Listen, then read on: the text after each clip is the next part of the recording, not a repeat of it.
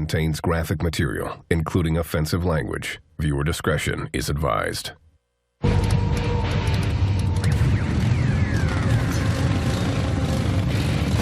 They're the most violent motorcycle gang in America.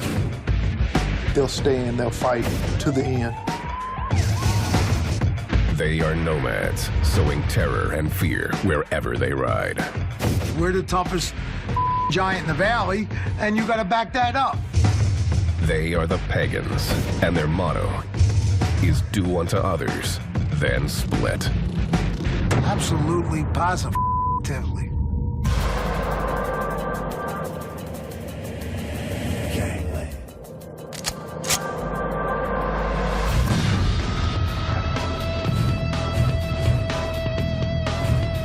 Pennsylvania. From its steel mills to its sports teams. This is blue-collar country, where people have been molded by harsh city streets and a Puritan work ethic. Its largest city, Philadelphia, has always identified itself with tough working-class heroes, like favorite son, Rocky Balboa. Philadelphia has a reputation of being a tough town. You know, their fans are tough. They like to see their sports teams win, and when they don't, they're not happy. The city of brotherly love can be anything but. The criminal underbelly of Philly has always been evident. Jimmy D, who's ridden these streets as a pagan, knows it well.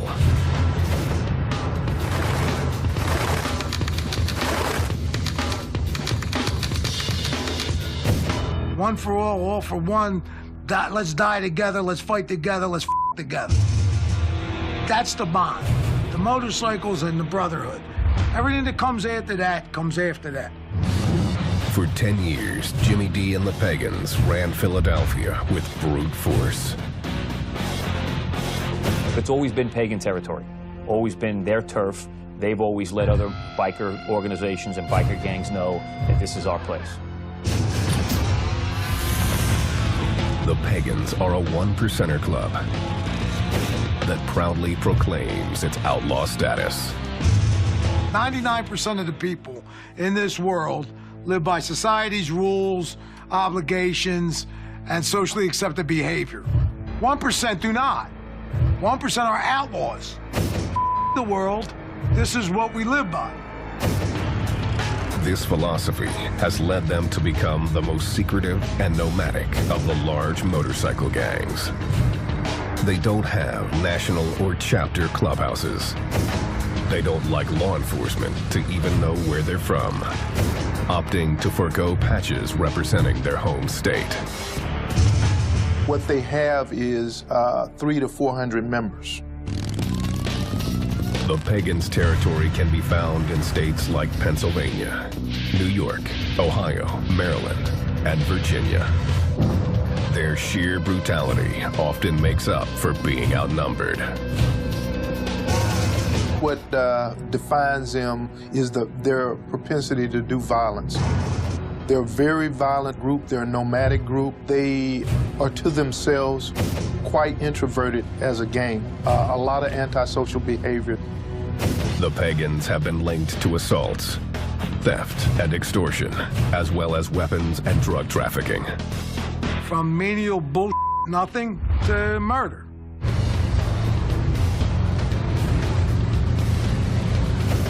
Jimmy D is proud of his life as a one-percenter. He joined in 1972, giving up a college football career to pursue an outlaw lifestyle. What happened was I was working in a gas station at night when I was going to college. At 3 a.m., there's only 2 people out, cops and robbers. So the Pagans would roll in after the bars closed on their motorcycles. I got to meet them, know them. One thing led to another. Jimmy D's life took a turn toward the dark side. That's when he developed what he calls his jacket. The violence in my jacket is part of being a pagan. Most of that was barroom brawls, inter-club wars, bikers against bikers. All of that is part of being a pagan. That's everyday life. Bottom line is, you don't take crap from anybody. Denny asked to have his identity concealed.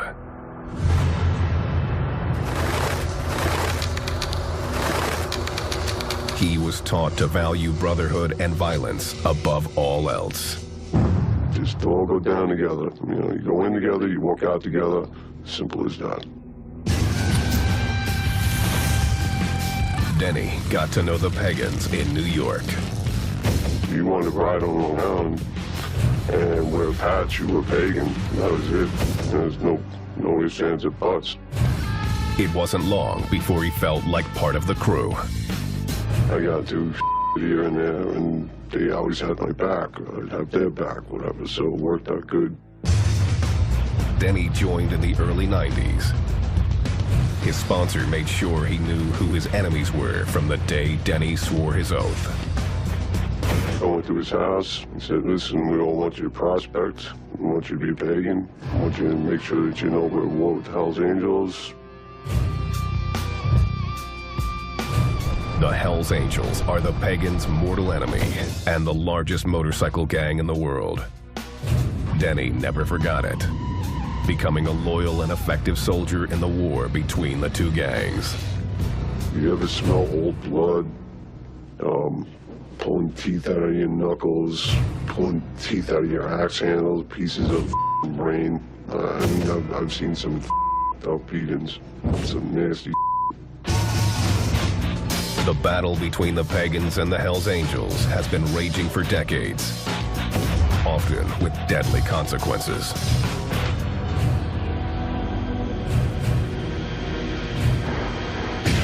February 23rd, 2002, Plainview, New York. The Pagans gathered at a bar called Diamonds.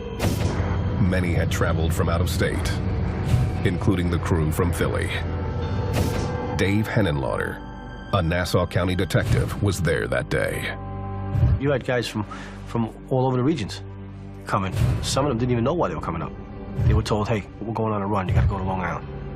A run is a trip the gang takes together. This run was a mandatory, meaning the gang didn't have a choice. Mandatory is someplace you're going, whether you want to or not, whether your wife's having a baby, whatever's going on, you're going.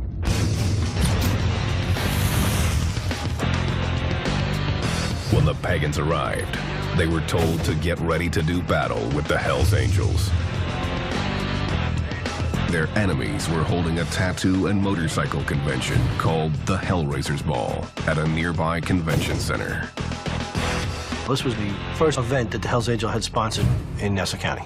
The Pagans felt it was an insult for the Angels to be holding an event on Long Island, a pagan stronghold.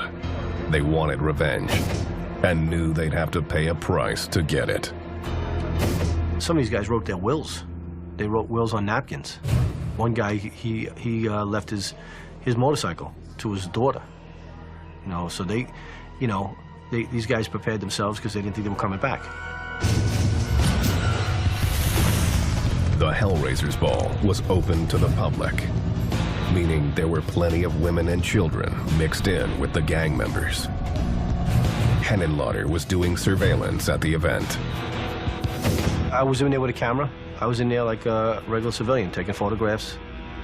This man, Detective Smith, asked to have his identity concealed. He was working undercover with the New York State Police at the event. There were more than 300 people, and outside there were several hundred or more. Everything was real calm. There was no problem until Pagan showed up, and all hell broke loose. Henenlotter was outside in the parking lot when the altercation started. When the Pagans came up, they parked their cars along here, and they got out and they walked up here. The Pagans knew it was on because they all came out with clubs. You see them walking in with their axe handles. Detective Smith saw the first Pagan come through the door. I hear this roar, and then within a few seconds, this Pagan, well over 6 foot, well over 300 pounds, is yelling. He had in his hands a piece of lumber, not a finished axe handle or a 2x4. just a big stick. The Pagans began pushing their way through the front door, armed with everything from axe handles to Uzis, to metal pipes and knives. Detective Smith noticed a Hell's Angel preparing to defend himself. He produces a small, semi-automatic pistol. The scene erupted into a full-scale war. When the Pagans go to take care of business, they go to take care of business. Repercussions don't matter. Results don't matter. It's brotherhood.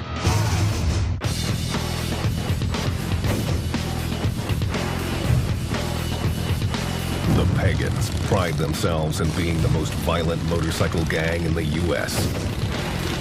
These nomadic bikers spread their terror across the Northeast, intimidating anyone who stands in their way. In their culture, they feel whatever they do is correct because that's what's been instilled in them. If they kill someone, they're killing someone because they felt it was appropriate, because that person had done something against the organization, something against the club. As far as citizens go, you're above them. As far as guys in other clubs go, you're above them. The Pagans' secret code demands that members must be willing to die for each other. No questions asked. If you don't give a then you're the right man for the job. This combination of brute force and brotherhood has defined the Pagans from the gang's inception.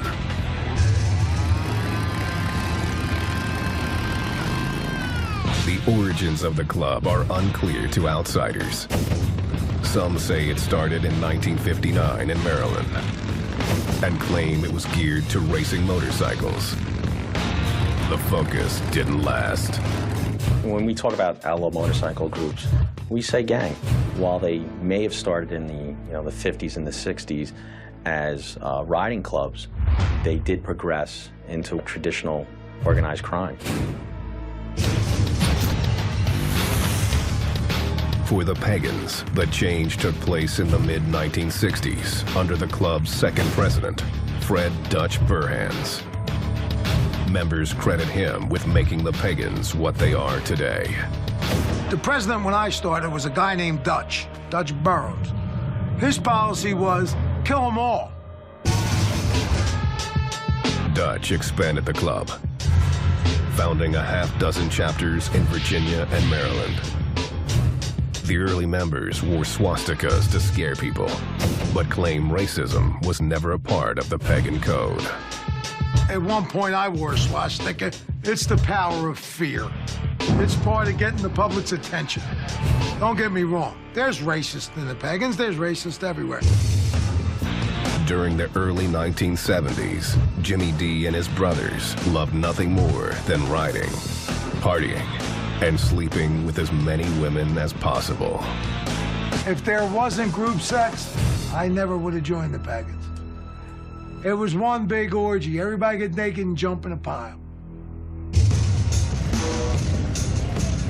The Pagans, led by Dutch, expanded north into Pennsylvania and forged an alliance with another outlaw biker gang known for violence, the Sons of Satan. The club's leader was John Vernon Marin, a.k.a. Satan. Then, in 1975, Dutch was shot and killed in a domestic dispute in Virginia. Satan folded his gang into the Pagans, and Philadelphia became their headquarters as they slowly took over the city. There was a club called the Dragons. There was a club called the Warlocks, the Breed, the Wheels of Soul, the Thunder Guards. These were all clubs in Philadelphia. The Pagans shut them all down. The Pagans' violent nature took root, and they became known for their quick tempers. You'd be in a bar and one of your boys will get into some and you don't know what it's about. You're that, and you take care of it. To finance their way of life, the gang got into the drug trade, focusing on methamphetamine. The Pagans control the meth in Philly, always have, always will. Jimmy D knew meth was the key to the gang's continued growth. as evidenced by this surveillance photo, taken of him dealing just 2 weeks after his initiation. Meth is the key drug of most motorcycle gangs, most bikers. It keeps you up, makes you party longer, makes you ride longer. The gang revered those running the drug trade, but the true power lay with the man behind the scenes. The Pagans all worshipped them, looked up to them. What they said went. But the guy behind them was the cooker. The guy who made the meth called all the shots. The Pagans cooker was an outsider who they called a citizen. Before me, the club dealt with citizens, non-club members. They were the ones making the meth, actually mob guys. I learned off of a guy named Rock and Roll. He was a meth cooker. He was hooked up with the mob. He was at the time the best. Jimmy D knew it was time to make his move. I saw where I wanted to go. I just started climbing. I went up to be from a nickel and dime dealer to an ounce dealer to a half a pound dealer to a pound dealer to a cooker. In 1979, Jimmy D became the Pagans' Philly cooker. We made Pagan purple. All the meth I cooked was purple. The purple is meth at its purest. To optimize profit, the Pagans' board of directors, known as the Mother Club, cut the drug before selling it on the streets. I cooked the meth, Mother Club got the pure meth. Then Mother Club would cut the drugs as they felt and distribute it through their presidents, which went through the rest of the chapters and on down the line. It went from purple to dark pink to light pink to pure white, because cut is white. And every time you cut it, it got lighter and lighter and lighter. The Pagans' secretive ways meant that only Jimmy D, the cooker, knew just how pure the drug was and what it was cut with. Mannitol, it's a baby laxative. And the best part is, people used to do a line, snort a line of meth and have to go to the bathroom. And when they went to the bathroom, they would come out and go, man, that's good stuff, I had to go to the bathroom. Little did they know it was because they were doing baby laxative. The Pagans cornered the meth trade in Philly. It fueled the gang's growth up and down the East Coast. Due to the gang's oath of secrecy, it's difficult to put exact numbers on the Pagans' size. At the height of their power, the Pagans had 900 members and 44 chapters spread from Pennsylvania to South Carolina, making it the nation's fourth largest motorcycle club. With the size came inevitable conflict with other big outlaw clubs, especially their arch rival, the Hells Angels. The Hells Angels are, the Mercedes of the outlaw biker world. The Hells Angels is probably the top outlaw motorcycle gang in the United States. It's one of the largest, if not the largest, and the Pagans being one of the strongest. But in terms of structure and the criminality that they do, they're pretty much equal there. The Hells Angels were used to getting their way, but found the Pagans could care less. No matter how outnumbered the gang was, they would always throw down. If there's Hells Angels and Pagans, they're gonna fight. If it's just Pagans and Pagans, sooner or later, one of these two guys is gonna end up getting into a fight with each other. So we just like to fight. The Pagans didn't stop at taking on other motorcycle gangs. In 1981, the biggest gang in America, the Italian Mafia, demanded a piece of the Pagans' drug trade. Nicky Scarfo was the boss of the Philadelphia mob. At some point, he decided that we were going to pay a street tax to the mob to be allowed to deal drugs in Philadelphia. He lost his mind when he thought that he could shake down the Pagan Motorcycle Club for street tax. The mob was tired of the Pagans' refusals and tried to pressure the gang by kidnapping a drug supplier. Jimmy D responded swiftly. I then got my crew together from my chapter, went down, and started kidnapping their people. On February 26, 1981, Jimmy D kidnapped two made men. In a show of power, he forced them to drive through downtown Philly. We get to Broad and Walnut. The driver, I got a 45 to the back of his head, looks across the street, and there's 4 or 5 cops having coffee. He says to me, if you're gonna shoot me, you're gonna shoot me now. He pulls up on the sidewalk with the cops, thinking they were gonna protect him. Got out of the car and started running. Jimmy D was not impressed and showed no mercy. I got out of the car and shot him in front of the cops. The mobster lived to tell the tale, and Jimmy D was arrested. But his stint in jail would be short-lived. Philadelphia was very corrupt. We had a lot of people on the payroll. I wind out getting out of jail on $750 bail for a shooting in Center City downtown. His payoffs of the Philly PD meant it would be a year and a half before the case ever went to trial. The club's war with the mob would continue.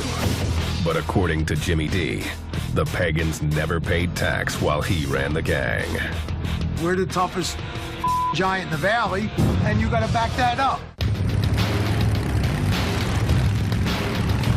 The Pagans motorcycle gang has built a criminal brotherhood based on violence and drug dealing. They've stayed secretive and exclusive, maintaining their hold over their territory with their own set of laws. Pagans live by pagan rules. Don't want to be judged by law enforcement. Don't want to answer to society's laws. Pagans answer to their own code. This code is included in the Pagan Constitution, which governs membership requirements, the roles of women, and even the type of bike members can own. It's got to be a Harley Davidson, and it's got to be 900 cc's or more. That's in the rule book. That's what it's got to be. This is an outlaw motorcycle club with more rules than the Constitution. In order to wear the Pagans' name, members are expected to follow these rules. But Jimmy D says there's only one that really matters. The first rule is Mother Club is God. The Mother Club is what the gang calls its board of directors. The Mother Club sets national policy and club conduct. The chapters fall underneath its rule. The structure of the chapters is much like the military, with a sergeant-at-arms, an enforcer, and soldiers that come under the command of a chapter president, or what the Pagans call a diamondback. These leaders wear a 1% diamond patch on the back of their jacket. Their word is law. You gotta listen to your diamond. You gotta do whatever your diamond tells you what to do. The Pagans' ultra-secret nature is forged by this unquestioning attitude. I could, at 2 o'clock in the morning, be in a bar and say to myself, let's go visit the guys in New York. Let's go visit the guys in Pittsburgh. The fact that we could float around and find a home within riding distance on a motorcycle was one of the best parts of being a pagan. Though many want to become pagans, the road to membership is not easy. Denny's journey started in an unlikely way. I met some at a party and wound up meeting a bunch of Hell's Angels, and I thought they were pretty cool cats. The Hell's Angels asked Denny to join. His membership in the gang didn't go as planned. I was at a party a couple years later, and this angel tried to the chick I was with, and I wound up getting into a fight with him. I actually beat his ass, but then I got my ass beat by the rest of them. So I said, the Hell's Angels, and I started hanging out with the Pagans. Denny liked the Pagans' rebellious and extremely secretive ways. He decided to become a prospect.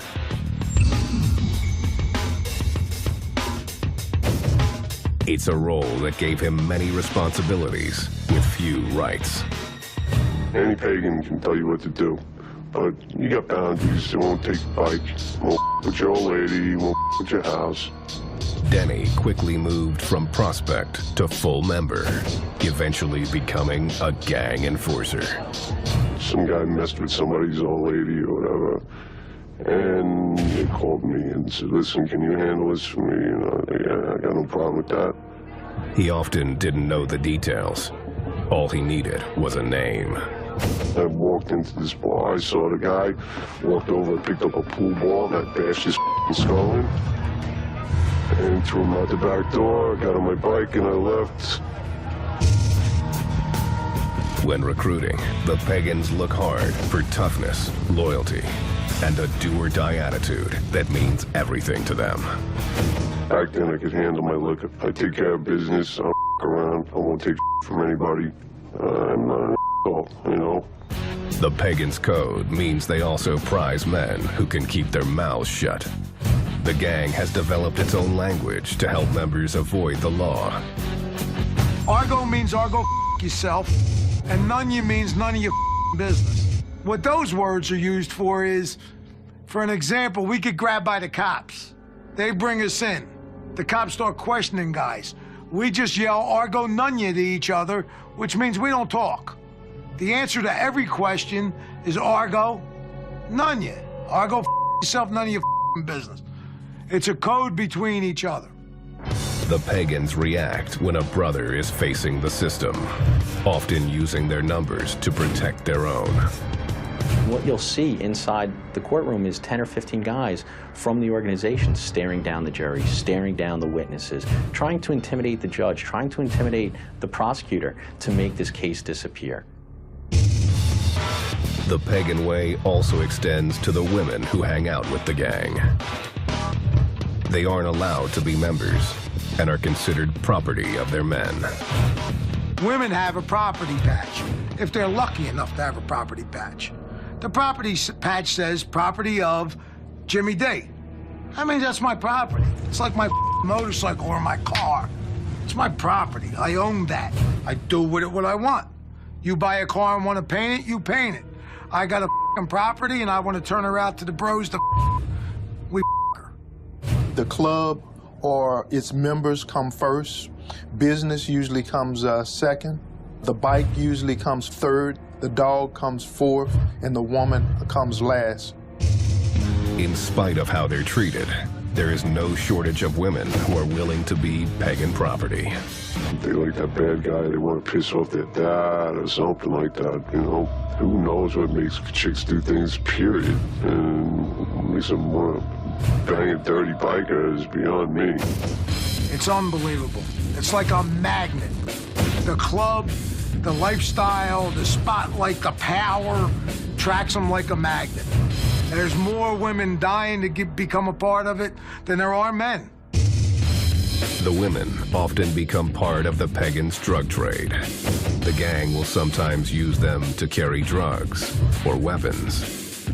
Some clubs use women for surveillance. They'll use it for, they use the women for intel. They'll use the women, put them in specific places for jobs.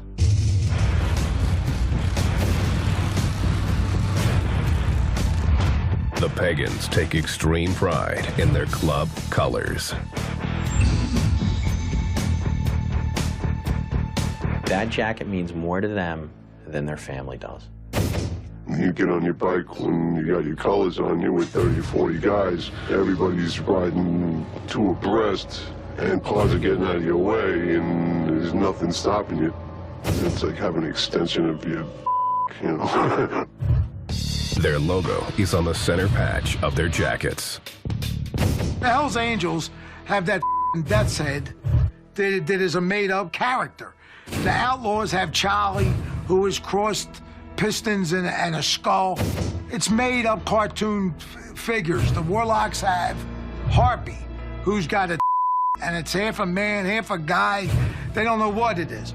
The Pagan center patch is Zutar. It's a fire god sitting on the sun with flames around it. Zutar, he kicked the out of all the other gods. He runs hell. He's the man, Sutar. He squatted down real low like that, make all the other gods think he was a little guy. And then he jumped up with that big fire stick, which is kind of like an axe handle, bashed all their brains in, and now he rules hell. The Norse myth of Sutar also inspired the gang's favorite weapon, the axe handle.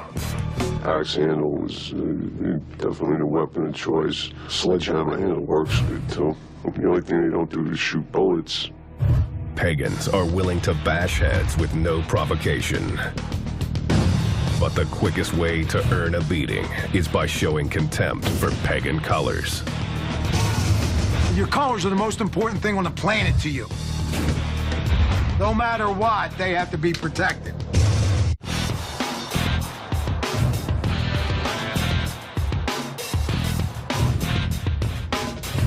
In Philadelphia, the Pagans Motorcycle Club rules through a brotherhood of violence.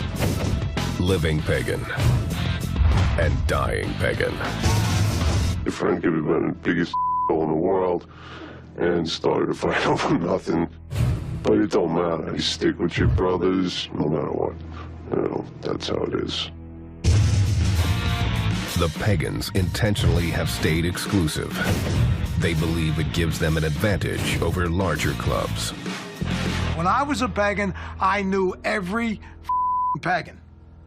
So if you get a phone call that pagan has a problem 1,000 miles away, it's easy to go to his aid. The Hells Angels get a phone call from a Hells Angel in California, and I'm from New York, and his name is Dog. I don't know him. I don't know if I'm so quick to go help him. This close-knit brotherhood isn't perfect, and blood isn't always thicker than cash. Jimmy D found that out the hard way. Pagans woke me up. Business is business. Money is money. Brotherhood is a hoax. In 1982, Jimmy was in prison after shooting a mobster in front of the cops when he was told 3 pagans were conspiring with the mob to kill him and take over his drug business. For $10,000, those 3 guys sold me out and gave the mob the green light to kill me with no repercussions. I was a team member. I was the most pagan in the world. It was all that mattered to me. To find out that my bros, my people, gave me the up to be killed by them suckers was more than I could deal with. Jimmy D made a decision. He turned on the men who had already turned on him, providing federal authorities with damaging details about the gang. I rolled over on every pagan. If they didn't give me up, I'd still be a pagan today. I would have went to prison and kept my mouth shut and came back out in good standing. Them giving me up caused me to do what I did. The feds used Jimmy D's information to begin building powerful cases against the Pagans. The Pagans had 2 major RICO cases that devastated the leadership of the organization, that specifically targeted the mother club members of the organization. By the 1990s, the gang was falling apart. In 1998, Denny became one of the casualties. All of a sudden, one day at 6 o'clock in the morning, you got about 100 feds and ATF guys banging on your door with all putting laser sights on your face. No one's going for the leg shot. Everyone wants that head shot. So kind of throws a turd in the punch bowl. Denny's pagan brothers had turned state's evidence. He was sentenced to more than 10 years in prison for conspiracy. You know, you're supposed to be all these big badass brothers and all this. By the time we got to the courthouse, all your bros, they went for themselves. Everyone saved themselves. While the Pagans were crumbling, their biggest rival, the Hells Angels, were moving in on their turf. By 2000, the Angels had established footholds in New Jersey and New York. When they tried to move into Philly, the Pagans knew they had to make a stand. It laid the groundwork for one of the biggest gangland battles in history.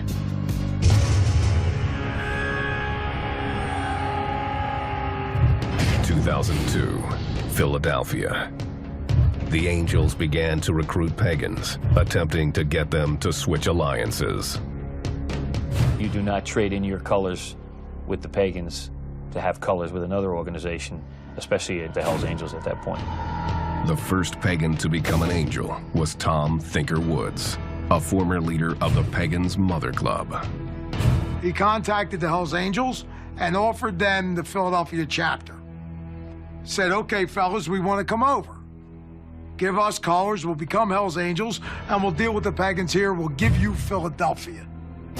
And that's, I think, was widely viewed as a mortal sin, so to speak, among bikers. The betrayal stoked fury throughout the Pagans' membership.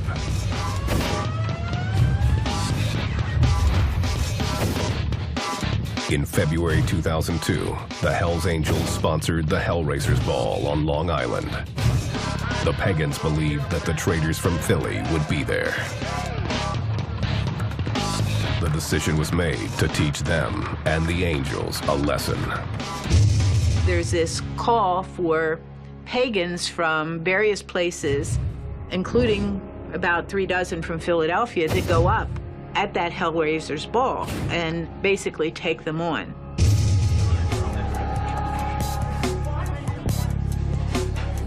The Pagans assembled, wrote their wills, then stormed the public event. You know, 1 or 2 guys, 3 guys got in, and the fight starts, and then more guys came in. It bottlenecked. They couldn't go anywhere because there's no way to get around. The revolving door at the entrance was the Pagans' downfall. Only a few members made it inside, and the Angels opened fire immediately. As much as they seemed like a barbaric horde, they were effectively shut down right there. One Pagan was shot dead on the spot. This undercover agent was standing right behind the Hells Angels shooter. Outnumbered, he had little choice about what to do. If I would have drawn down on this shooter, I'm sure that every weapon in that place would have been turned at me. Over 500 assorted weapons were found in the venue. They didn't care that civilians were around. The Pagans had come in with brute force and no escape plan. Most were caught by police in the parking lot.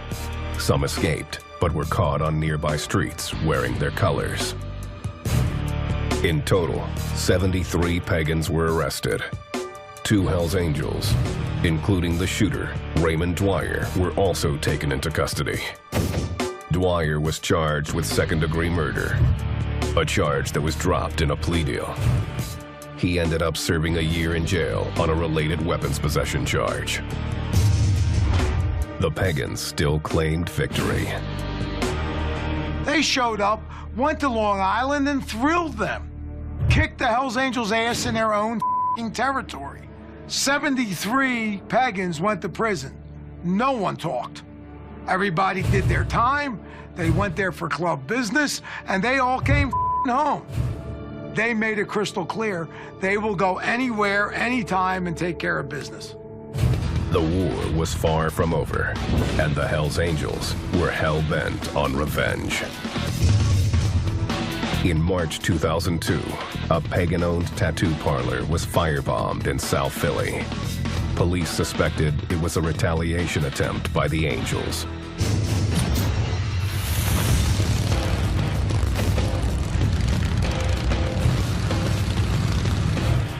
The Hells Angels continued to make their presence known in Philly.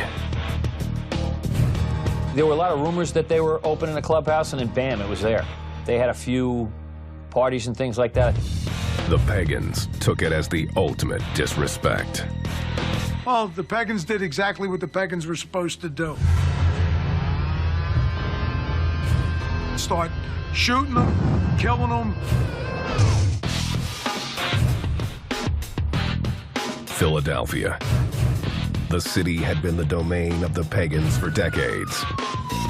But the Hells Angels were moving in on their turf, and the war between the gangs intensified. In 2005, the Pagans took the battle to the extreme and murdered the Hells Angels Philly chapter president, Tom Thinker Woods.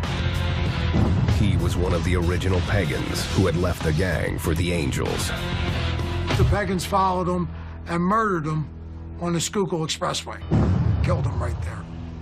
That's when it came crystal clear. The Pagans run Philadelphia. The Hells Angels came to town. He was the president. He was the man. The Pagans killed him dead. No one has ever been arrested for the crime. The brazen murder was enough to cause the Hells Angels to concede Philly to the Pagans. The word in the intelligence community was that guys were getting concerned about the level of violence, the amount of heat and trouble that came with it. Wasn't worth it.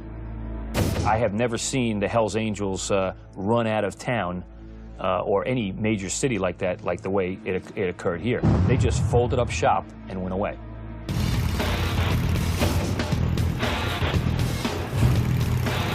The Pagans have remained unchanged for most of their existence. Violence continues to be their trademark. Just seeing some horrible beatings. You see somebody get hit in the head multiple times with axe handles, and they just never gonna look the same. Unlike the Angels, the Pagans never went for size. Their secret nature keeps them underneath the radar of law enforcement. Today, the Pagans are rebuilding, trying to recruit new members to replace those lost in the battle with the Angels. The Pagans have, over the last 10 years, been in trouble. Other organizations are banging on the door of the Pagans to be as dominant, the Mongols, the Warlocks. I don't see them relinquishing that, not to other rival gangs no time soon. They'll stay and they'll fight to the end. I don't see them turning tail and running. The Pagans have also tried to clean up their image. Jimmy D says it's a cynical ploy. Now, they want to do good. They want to go ride in the front of the pack and go do Toys for Tots at Children's Hospital. What a bunch of bull. We're one percenters. We're outside the law. We're not do-gooders. A great deal of my friends are either in prison for life or dead, building the name of the Pagans being bad guys.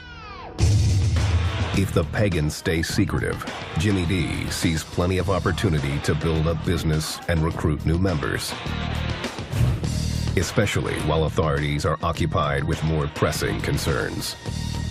The government is spending so much money on Homeland Security after 9/11, they've given the motorcycle groups a green light.